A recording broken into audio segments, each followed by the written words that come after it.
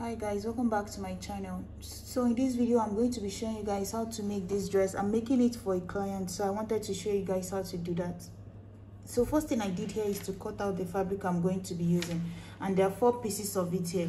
1, 2, 3, 4. So basically I don't want, because of the weight of my fabric, the black one, it weighs more than the Akara fabric because it's not cotton, it's tetrax. So what I did is, but you can use like a satin, not satin, like a silk fabric for this. You can use crepe fabric for this. You can use cotton for it.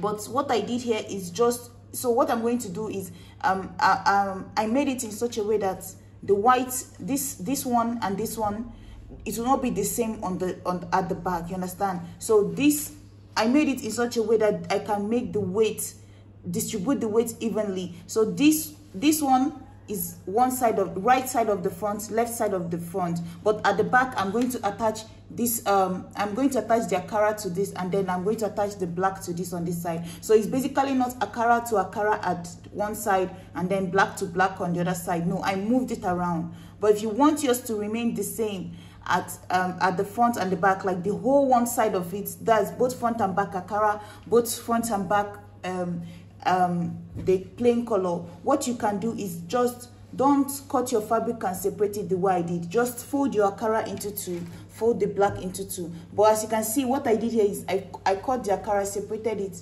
this way for one, cut this one, separated it and pinned it down. You see my pin for the other one. You understand? But if I wanted it to be the same color on each side of the body, I would just stick to the way the fabric is. So I'll have my black and black together when cutting, and then I'll have my Akara to Akara together when cutting. So now let's start. So the first thing I did here is, let's talk about my length. The length for this person is 40. That's her shoulder to her knee.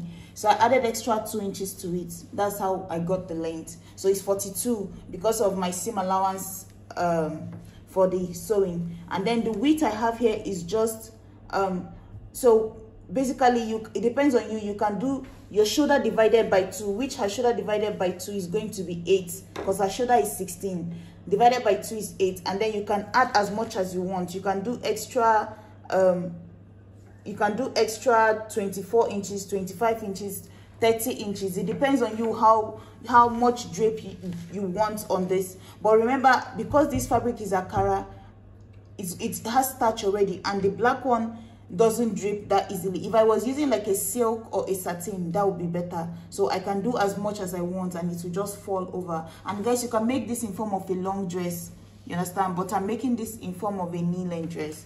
So now let's start inserting our measurement. So first thing I'm going to do here is to rule a line of ½ an inch at the edge, because I'm going to be joining it by the center. So I'm going to rule out that my ½ an inch I'm going to use as the seam allowance. So guys, now I've marked the ½ an inch at the edge. So this is going to be the center for me. I'm going to insert my shoulder measurement divided by 2. Her shoulder is 16, right? So I'm going to mark that. That's divided by 2 is going to give me 8. So I'm marking, after this ½ an inch, I'm marking that 8 inches, right? And then after that, what I have left is about 14. Guys, you can have about 15, 16, 17, 18, 19, up to that on this side. But like I said, I'm just cautious of the fabric. So now the next thing is to come down here by 1.5. So I'm going to come down here by 1.5. Come in here, mark her neckline. So I'm going to be doing, let me do 3.5 inches of neck width is what I'm going to do. And then I'm going to connect from that 3 inches to this 1.5 here for the shoulder slope. Once that is done, the next thing I'm going to do is just to come here to the hip. I'm going to mark her hip measurement divided by 4, which is going to give me 13. I'm going to mark my 1 inch of sewing it, and then 2 inches of seam allowance. 2 inches of ease. Guys, if you want it penciled down here, like you want it fitted to your body, just do your hip measurement divided by 4 plus 1. No need to add the ease, but this is for an older lady, so I need to add some, I need to add the ease because she doesn't want it that fitted. I can even do 1.5 if I want to, instead of doing 2 inches. So this same measurement I have here on the hip, remember all your measurements are starting after this ½ an inch. This measurements I have here, which is 16, I'm going to bring it down to the end of the dress. if this dress goes down to her ankle, I'll still just bring it down to her ankle, you understand? So I'm going to just put this here, the 16 inches here, and then I'm going to connect it this way. But guys, if you're making it pencil, that means you can't use just if you're making it pencil and you want it long below your knee, now you know you need room to walk, right? Because you can't make it that pencil and then not give it room for you to be able to move your legs. That means you either put a slit at the back, that's when you get to the back, then use 1 inch by the center here, and so that you can be able to use that 1 inch as the slit at the back, so that the person will be able to walk, because you definitely need some room. You can't make it just pencil going down like that. So you're going to need to have a slit at the back, and then you're also going to maybe need a zip at the top part of it. So now I'm just going to connect my own from here down to here, and then after that, the next thing I'm going to do is just to connect from this point. So what I'm going to do is just to connect from here. You can just freehand it. You don't have to use your ruler, and then just connect it from here this way all the way to this. You see, my own wing is not that much, because like I said, the fabric is stiff, so I don't want to do too much. And then make sure that you give it a curve here to remove any sharp edge here. So give it a curve this way, and that's basically all I have to do here. So now the next thing is coming back up here. From the edge here, I'm going to insert the opening I want to have. It depends on you, what the sleeve width is. You can use that here, or if you want, you can just do the armhole divided by 2 and insert it here. So what I'm going to do, I'm just going to use 9 just to make it open. So 9 after that. So this part is the part that will be open here. From here to here will be open. So now come down to the neck, do 1 inch for 1 inch for the back neckline, connect it here, and then it depends on you, you can do 4 inches for the front neckline, and then I'm going to connect that one. So that's basically everything we need. So now I'm going to cut one neckline this way, and then cut every other thing.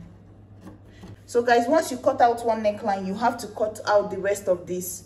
Then when you separate it, before you can cut this other neckline, you understand? So that you don't cut the same neckline for the front and the back. Not that you can't do it. If you want just a wide neckline, that's also okay. But I just want to use this neckline here. So let me cut from here all the way down.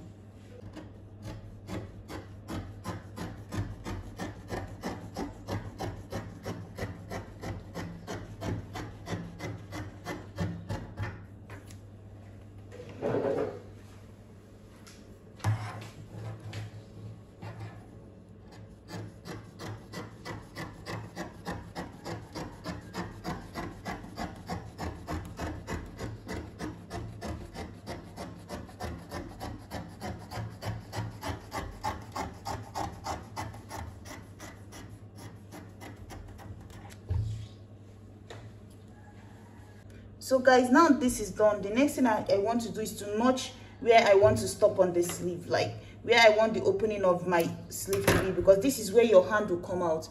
Your hand will come out here, so this is going to fall over to give you that drapiness, and then your hand is going to come out here.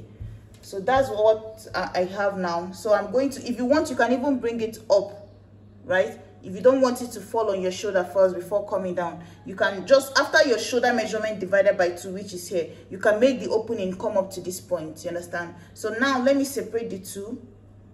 Even before I separate it, I can cut one for my own because of the way my fabric is, you see? So now if I separate it, you see the two of them are exactly the same, except that one has the neckline lower. So now guys, all I have to do, like I said, is I'm going to start to join this together now. So guys, this is the back panel. The only thing I did is just to join the two pieces of the back, and then you see my seam here.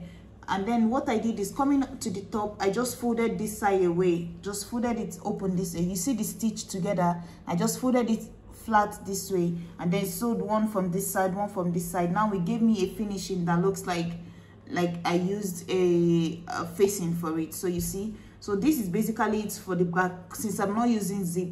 But if I was using a zip, I would have just put the zip. The same seam allowance is what I would have used, like maybe increase it to 1 inch instead of ½ inch to the center. So now what I'm going to do is the front. I'm going to show you guys the thing that I changed for the front.